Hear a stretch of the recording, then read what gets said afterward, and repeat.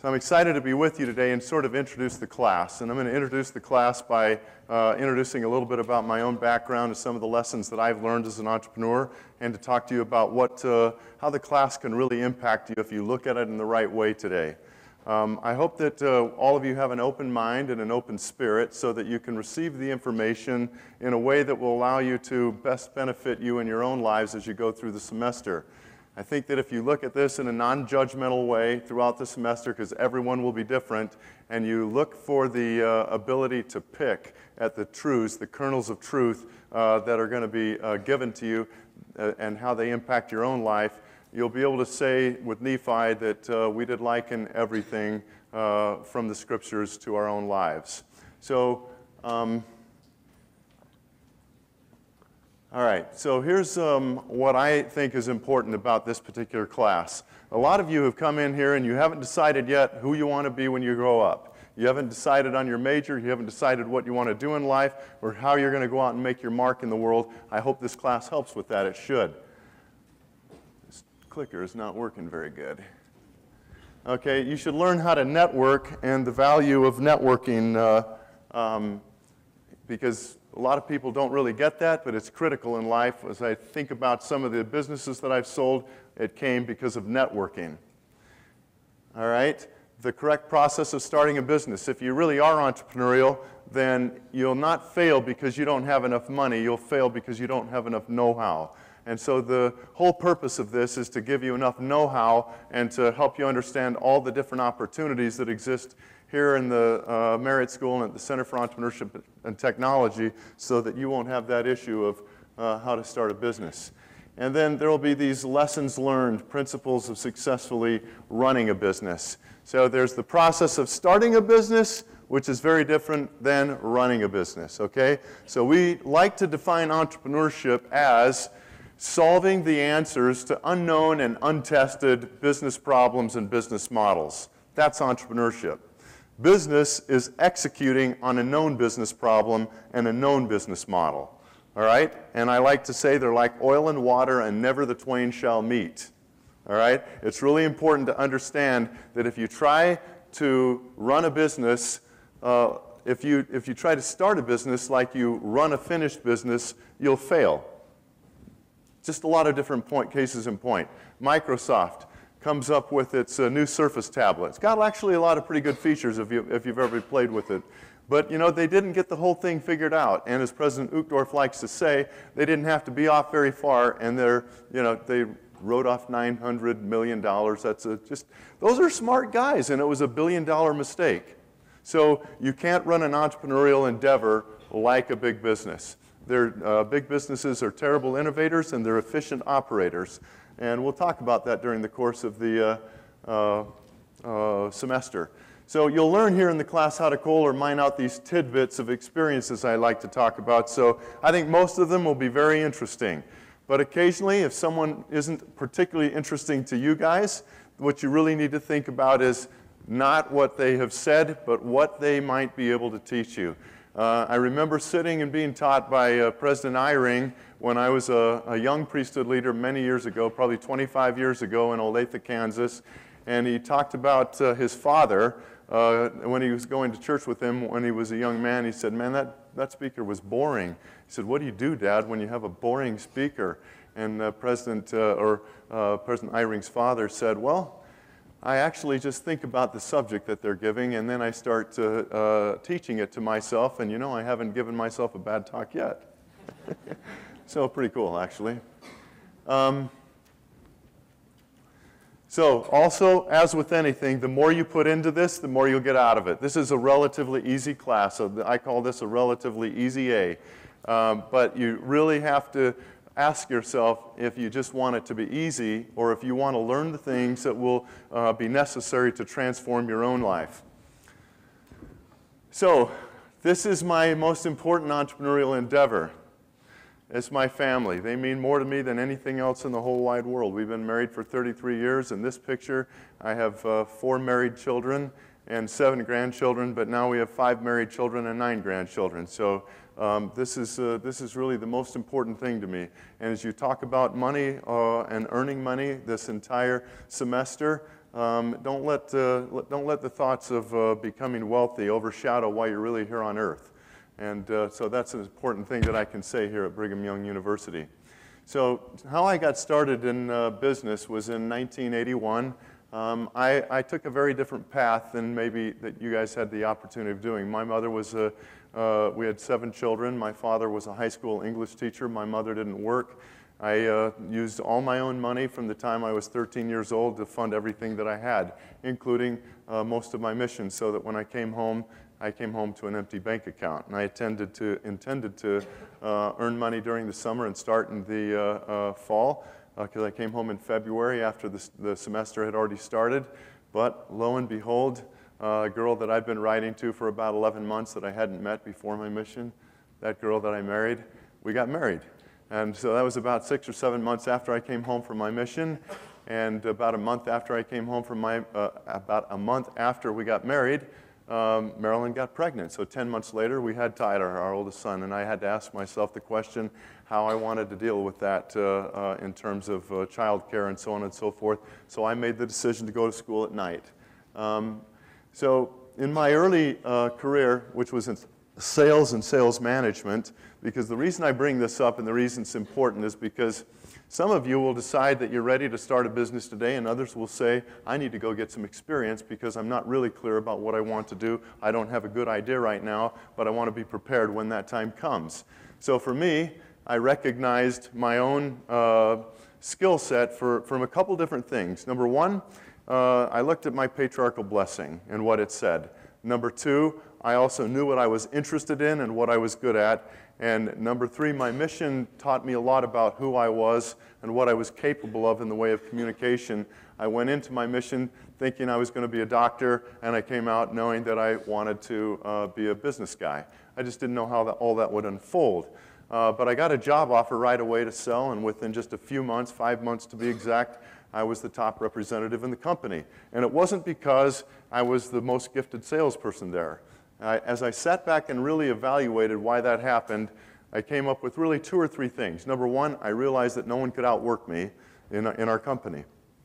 Number two, I recognized that I could build relationships of trust that were more profound than most people. It was something that I learned was a gift from my mission, and I employed it in my work as a sales representative. And by doing those 2 things, and number 3, if I said I would do something, I did it. People learned to trust me because they knew that if I made them a promise, that I would keep that promise.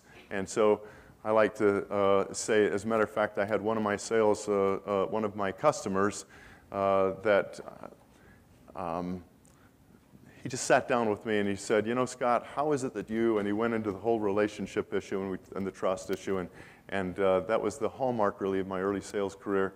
And then sales management. Within 6 months, my company moved me back to Kansas City, Missouri area, where we thought we'd be for about 3 years, and we actually spent 21 years. It was a good long time. And that's where I built my first businesses, as we'll talk about a little bit. So this is the company that I worked for first. It was a division of National Chem Search out of Irving, Texas, a Fortune 1000 company at the time. I don't know where they're at today. I just learned an awful lot from them, and it was a great benefit to get some experience. Later, I became the national sales manager and learned general management with a company called Orthopedic Casting Laboratory. And so in that particular company, we had a patented product, and by rising to the top from the sales side as a division manager, they made me a national sales manager, and then I had the opportunity to become vice president and general manager, and that's where I really learned about operations and finance and supply chain and all those things that are important to run a business. So after the first 6 years or so, 7 years of my career, I had gained a bunch of experience in sales and in sales management and in general management, and I had a lot of confidence in my own ability to go out and start my own business after those things. So the first business that I co-founded was in 1988 with a good friend of mine who was 17 years older than I was. So I was the young 29-year-old, and he was 46 years old. we had just set up, we're still great friends. We're going to go off-roading. He lives in Colorado Springs today, and then he had a part on his truck that broke, and so we've had to put it off. But a wonderful guy. This very simple box here. So the core of our business was this simple box. It actually was a much bigger business than it seems. We provided medical and safety products for business and industry, and we were what you call an OEM manufacturer. So we private labeled other manufacturers' goods under our own label. And we assembled a great deal of them and packaged them, and then obviously we were the wholesaler. We had distributors throughout the United States, and it all sort of revolved around this medicine cabinet that was like the razors and the razor blades. They would use these up all the time, and then our salespeople would go by and replenish them. And of course, the majority of our distribution was distributors.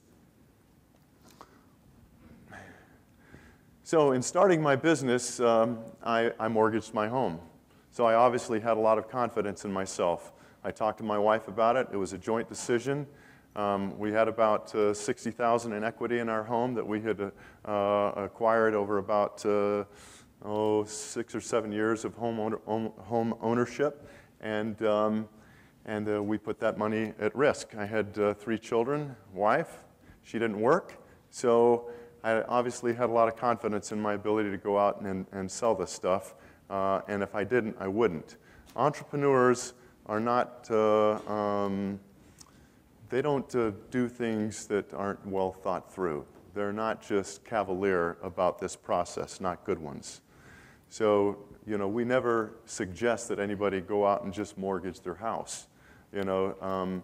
But I did a lot of soul searching on this one, and knew that I had done this so many previous times that I believed without any question at all that I had the capability of doing it, and we did. But we bootstrapped the company through internal profits, and then we developed this successful protected distribution model, much like if you were a franchise.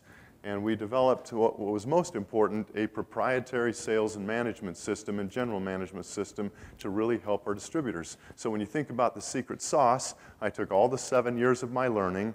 I developed sales manuals that were specific to the industry. We developed a methodology of best practices that any of our distributors could employ, and that allowed them to be more successful than their counterparts. And so that's a way that we were able to take common items that other people carried but differentiate ourselves, that we could out-execute our competitors by taking these principles. And we likened it, at least I likened it, to sort of playing basketball. You know, if you play basketball, you realize that there's many different skill sets inside of it. For example, you've got to learn how to dribble, you've got to learn how to shoot free throws, you've got to learn how to shoot, you've got to learn how to pass, you've got to learn how to rebound, you've got to learn how to play defense, you've got to be in outstanding physical condition, and you can take each one of those skill sets in isolation. For example, when my 5-year-old son, Tyler, when I wanted him to learn how to play basketball, I hired a college kid, like one of you guys, only he was on the college basketball team, and he taught my son how to dribble. And so he put him through the same drills that they learned. Well, business is much like that because you've got, when you're thinking about a business, you're thinking about sales, and you're thinking about marketing, and you're thinking about operations and finance and administration and maybe manufacturing or research and development, depending on the type of, but you have to either have some knowledge about each one of those and be pretty good at them, or you've got to have A players who do understand those in each one of those things, and then you put together a team. And you realize that from forming a team, that it's all about team. It always has been about team. As a matter of fact, I heard that one of the BYU coaches was talking before the game and talking about the Texas game and saying, you know, at Texas, we know they have outstanding athletes that maybe haven't yet developed into football players and into a cohesive team. And I think we've got a shot to beat them, he said. Now, I don't think many of you guys would have expected, and I certainly wasn't one of them after going out to the Virginia game, you know, that we were going to win that game, okay? But in fact, that this BYU coach was right because he talked about the importance of team, and that's definitely true in business.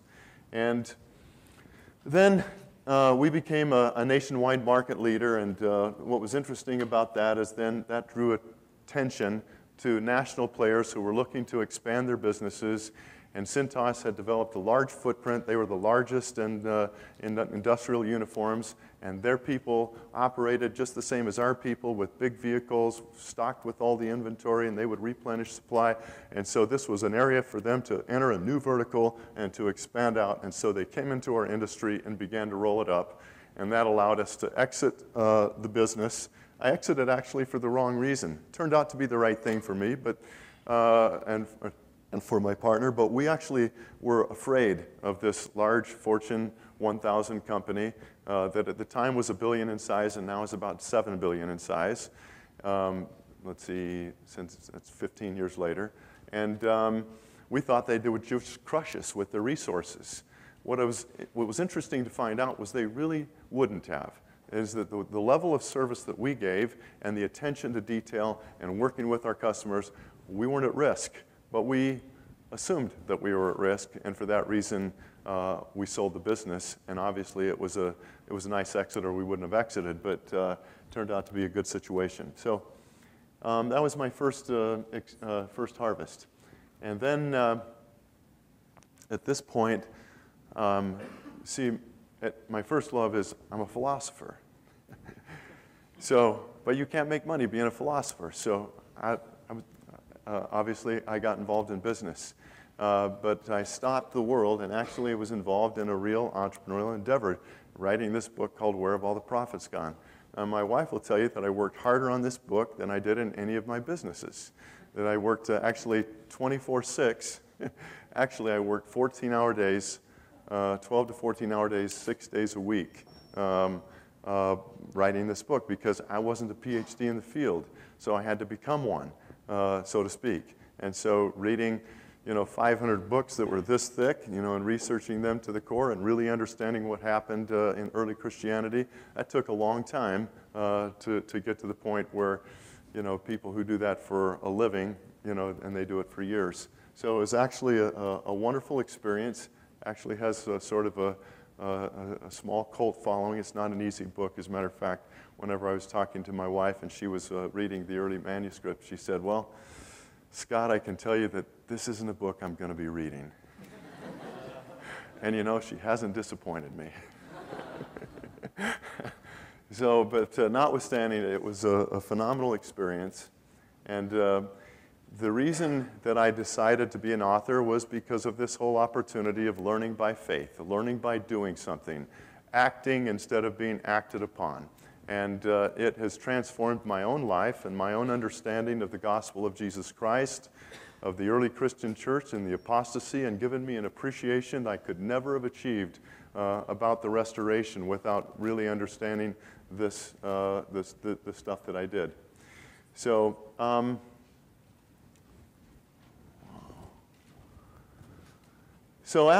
in the middle of all this book writing, I had a group of buddies that got together, and they said, we want to start this business in the automotive space. And so we sat there in the library in Overland Park, Kansas, and we penciled out, our ideas about starting this business on the proverbial napkin. And on January 14th, with my own money, about $500,000 in funding, I seeded the company and then proceeded to raise an additional $8 million in capital.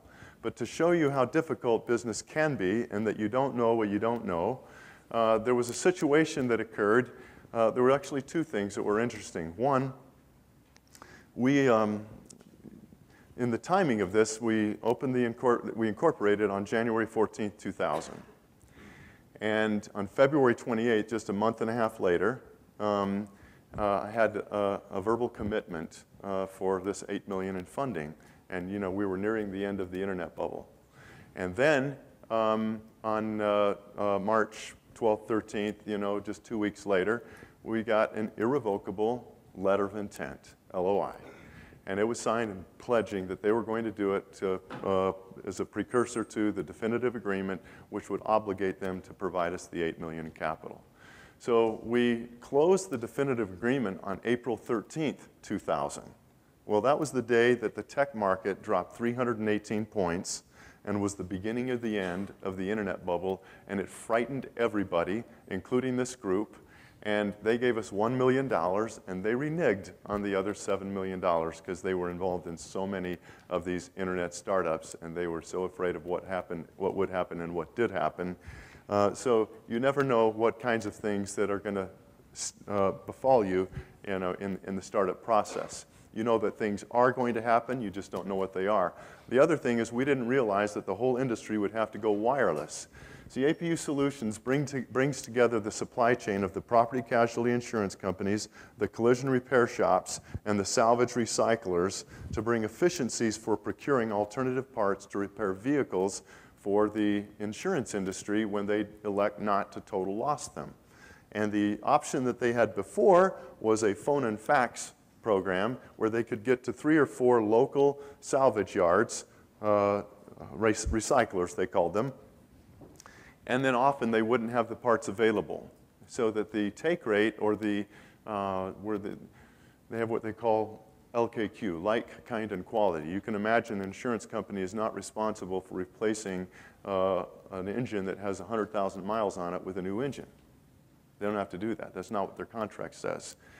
But in order for the insurance company to keep their costs down, they have to be replacing in like, kind, and quality so that they're not replacing with new parts. But they had no way to do that. But with APU, they did. Only thing is, they wouldn't really adopt until the entire industry went wireless. And that took 6 years. So this was a long, drawn-out process. So we didn't follow the lean approach early on as we should have.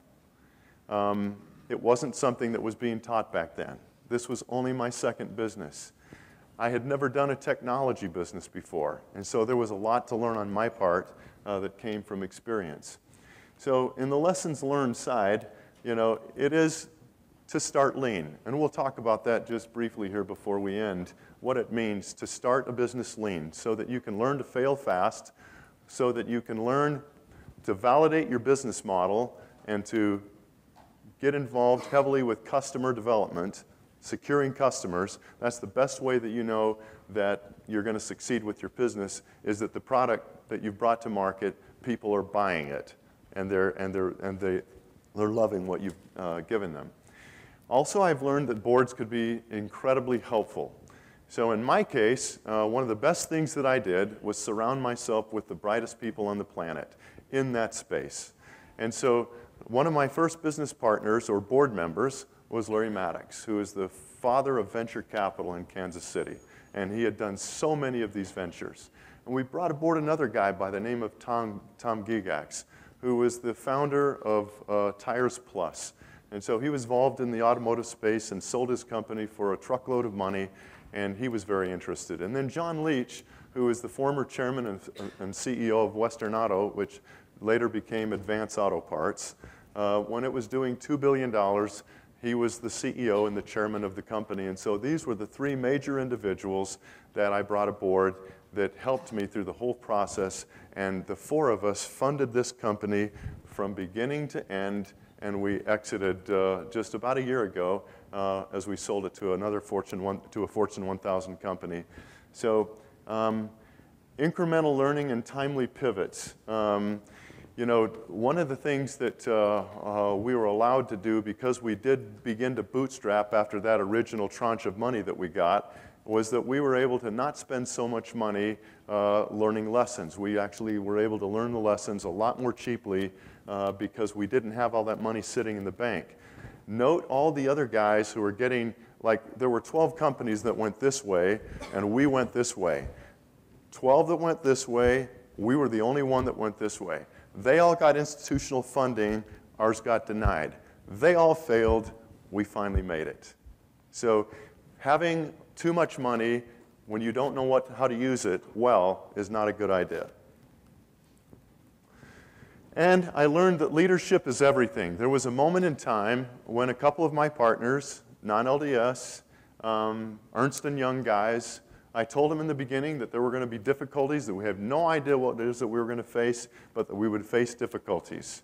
So I'm in Paris, France, for our 20th wedding anniversary, and I get a call from my partner, and he said these 2 other partners who had access to the bank account, raided the bank account, emptied the bank account, and then went along their way and resigned. Well, you say, but Scott, you could sue them. Well, yes, but have you ever raised money in a company that has a lawsuit? It's impossible. It's really not possible from accredited investors who are savvy to raise money in that environment. There's too much risk. And so they just bow out. And so the only thing that we could do is simply move on, and we did. But it was a great lesson learned. So I walked into that office that next day, that Monday morning when I came back from being out of town, and I gathered the whole company together, which at the time was probably about 15 or 16 employees. And standing there in front of them, I promised them that I would continue to fund the company, that I would continue to lead the company, that we would find a way through this, and that we had a great opportunity in front of us. And of the 15 people or so that were there, I don't know exactly how many it was, but 9 of them stayed until the very end and exited profitably all the way to the end. That's a pretty good track record given a startup and all the stuff that we went through. And so you're going to have opportunities to learn leadership here at Brigham Young, but you'll also have opportunities in all your endeavors to learn what leadership really is. You've got to learn it because it's what will carry you through all of the situations that you're going to do in your own situation. And then, of course, we had this successful harvest that I told you about to Autotex. And then in the middle of all this, when I realized it was going to be 6 years, I didn't realize it was going to be 6 years, but I knew it was going to be a while before the industry was going to be wireless. So I said, well, I've been living for free. I've not been taking any salary for 2 years here, and I've been putting money into it. Now that I realize it's going to be a long time, I'm going to exit the management of the company, and I'm going to continue to feed it, and I'm going to elevate this wonderful guy who's been my senior VP of sales and marketing to lead and become the president and COO, and eventually he became the CEO, and he led the company for the rest of the way. But in the meantime, I decided to get involved in another business. I purchased 50% of this company, Vest Vinyl, and me and my partners, we built this over a period of about 5 years from 1 million to 35 million. That's a long, in 5 years, we became the largest vinyl fence company in the country. And when I look back and I think about what it was and how that happened, our competitors, 2 of our big competitors, they had money, they had experience, and one of them had a 17-year head start on us, and the other had about a 10-year head start on us. So why were we able to do that? Number one, we had a team, a good team of capable people that were energetic. And number 2, we looked at it just like this whole idea of running a basketball team, to have gifted people at every one of those things. So that when people saw our sales presentation and they evaluated our sales presentation over here and our competitors over here, it was like, this is a no-brainer. And we routinely would get 10% more than our competitors would get. And we just had phenomenal success together. And we sold that to a private equity group in 2007. So I've told you about efficient and well-run individual departments. And one of the things that I brought immediately to the business was I reverse engineered the entire company. So I asked what happens here when the customer picks up the phone and calls us, or we have a salesperson that knocks on their door, and all the way till the check clears the bank. And what is every single step that happens in between. And I interviewed everybody in the business till we had a fully refined workflow. And then I could see where there were duplications of effort and how we could then write out our best practices and take all of our lessons learned. And those were the kinds of things that we did that really helped us to be successful in our business. And I also learned the importance of partners and communication with partners. There's the old saying, one of my favorite sayings is that poor communication is the root of all evil. Poor communication is the root of all evil. In marriages, in families, in businesses, in any organization. poor communication is the root of all evil. So make sure that that's one of the most important lessons that you take away today, that communication is important. Now think about it this way. You were all born and raised in a different state, in a different city, in a different home, perhaps in a different religion, and maybe from a different country. And I can tell you that when you're speaking, you have your own set of experience and understanding of the subject that you're covering, and the person that you're speaking to has a completely different set of understanding and way of approaching it. And you're speaking here like this, and they're hearing through their own lens. And as I like to say, never the twain shall meet. It is very hard to communicate. And if you think you've communicated well, I can tell you, you probably haven't. And so just keep working at it. You'll get better.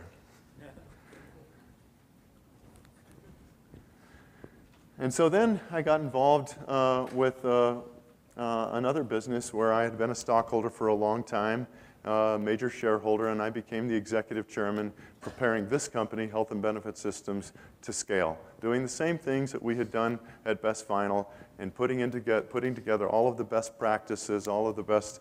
Matter of fact, one of the most important things that I did was go out and ride with their top 2 salesperson, reverse engineering, document it, get all the word phrases, everything about it, and then over a period of 2 months, we crafted an impeccable presentation that we could then train all of our business development people on, and then within a short period of time, they all came up to speed. And now when you're hiring lots of people behind, we have about almost 200 employees now. In 2009, we had about 30. Okay, we're doubling every 2 years, 2.5 years, and we still are doubling at that rate. So I was the chairman from that period of time, prepared it for scaling, and of course we're positioned and we are growing at that incredible rate. And then in the middle of all that, I got involved with Millenniata.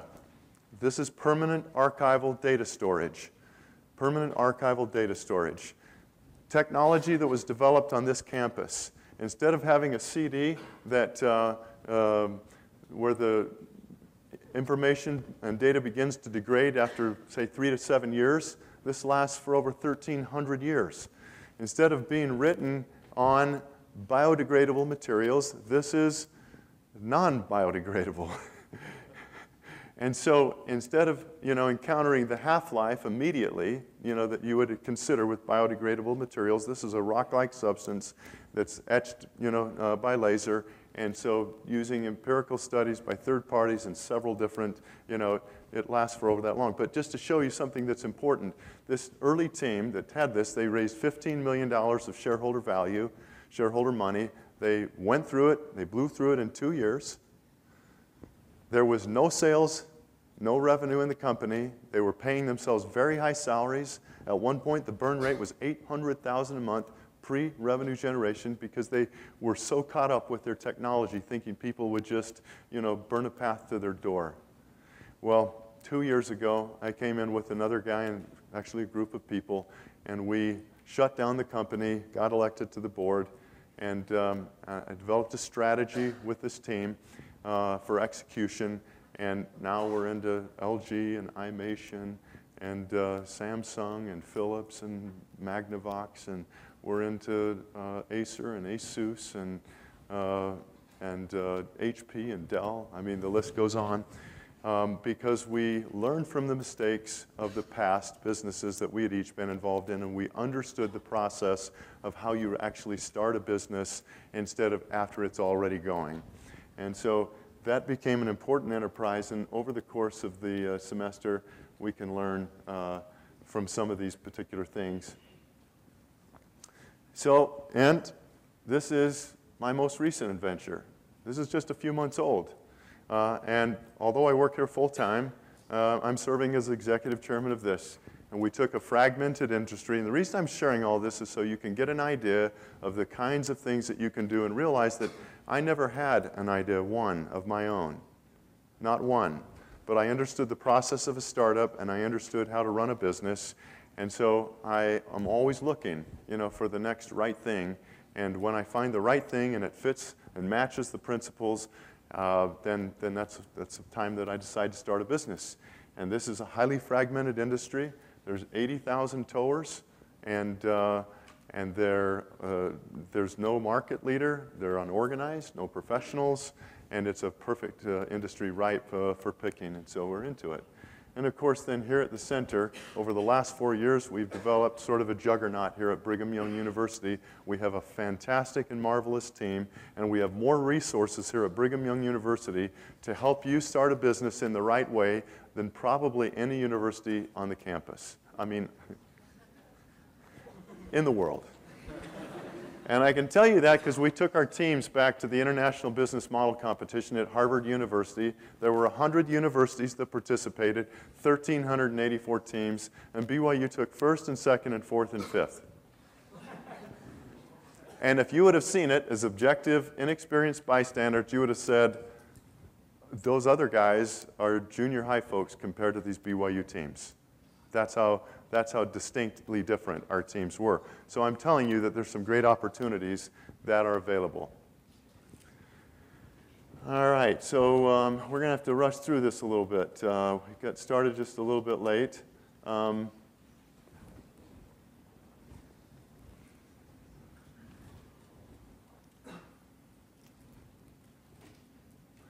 Wow, okay. As a man thinketh in his heart, so is he. So I'm not going to get to some stuff today, but I want to invite you to come to the to enjoy refreshments and come up to 7:10, and we'll have a long Q&A, and you will be able to answer more of your questions. This is an important thing as you think about starting your own business or even what you're going to do in life. And I'm not going to be able to. So Napoleon Hill actually coined this phrase that whatever the mind of man can conceive and believe, it can achieve. This is actually one of after President Benson, President Hunter, one of his favorite books. And it's mentioned in his biography. So one of the things that I wanted to share is that how important it is your ability to think about being successful comes as a result of what starts right here. And so you have to be careful about what comes in here, because anything that comes in here, you will rewrite the circuitry in your brain. Now that's a fact, okay? It's not disputable. There is plenty of scientific evidence that that's the truth. And so you want to make sure that what goes into your brain, you control what goes into it. And that's why it's so difficult with things like, we'll say, pornography. You know, you actually rewrite the circuitry in the brain, and that's why it's so hard for individuals to get off of it once they've got on it. And so it takes a great conscious effort of feeding all the right things in over time and eliminating the other in order to do that. Well, the point of even bringing any of this up is that when you think about what you're about to do in entrepreneurship and all of the difficulties, then controlling what goes into your mind is absolutely paramount. So I'm not going to have a chance to tell you some of these things right here. I'm going to have to go through this a little bit. And I'm going to share this at another time. So what should you remember about this class in order to make it effective? Here's some glossary of terms that I want you to remember. First of all, nail it, then scale it. It's a book that you'll be reading, and you'll need to learn what it means. The lean approach, the lean startup, business model development, business model canvas, customer validation, learning outside the building, iteration, pivot, scrum development, agile development, minimum viable products. These are all terms that I hope are second nature to you when you finish. And then how to get the most from the class. I mentioned this at the beginning. You're going to need to learn how to liken these unto yourself. Every one of you are here for a different reason.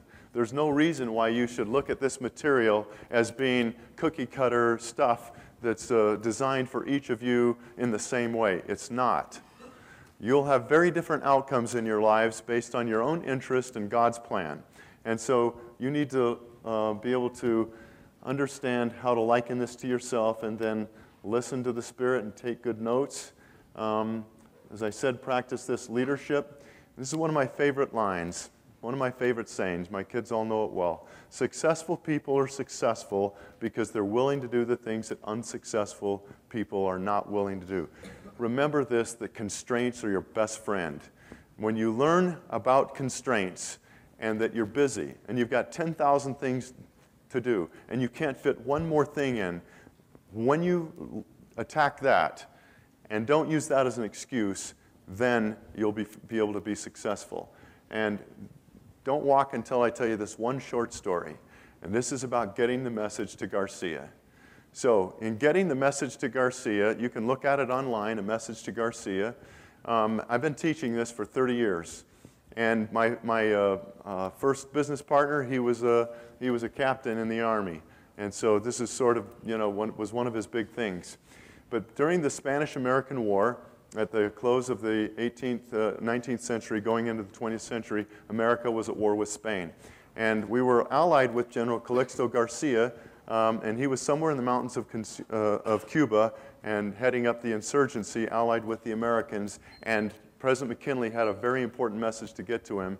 And so they said, well, who could possibly get this to him? Because we don't have any idea where he's at. And they said, well, there's this Colonel Rowan, and if anyone can do it, he can. And they brought him in. To make a long story short, within 3 weeks, he was down in Cuba, delivered the message back in the United States, reporting to President McKinley. He didn't offer any excuse. He didn't ask for any resources. He just simply said, I'll get it done. And if you've ever read The Killer Angels, there's a hill that had to be taken, and that one hill was pivotal at Gettysburg, and if they don't take that hill, we probably lose Gettysburg, and if we lose Gettysburg, we lose the Civil War. I want you to think about how pivotal it is at certain moments of crisis that you're able to deliver and let those constraints help you carry the day.